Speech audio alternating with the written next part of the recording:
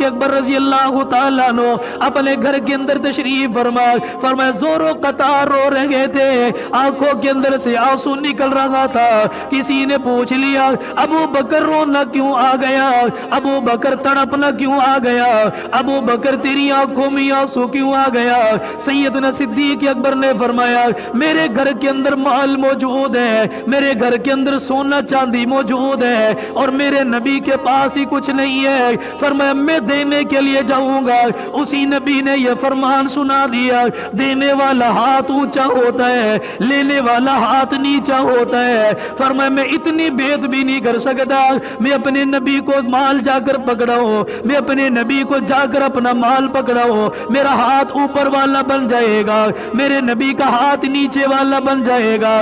سیدنا صدیق اکبر رو رو کر دعائیں مانگ رہے، یا اللہ اس نبی کے دل میں یہ بات ڈال دے، اسے مانگنے کی ضرورت نہ پڑے، مجھے دینے کی ضرورت نہ پڑے، جب بھی مال کی ضرورت پڑے میرا نبی آئے اپنی مرضی کے ساتھ لے کر چلا جائے۔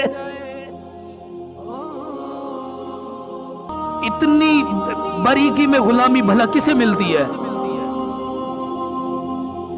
الید العلیٰ خیر من الید السفلیٰ، اللہ کے نبی نے دینے والا جو ہاتھ ہے وہ اوپر ہوتا ہے اور لینے والا ہاتھ نیچے ہوتا ہے۔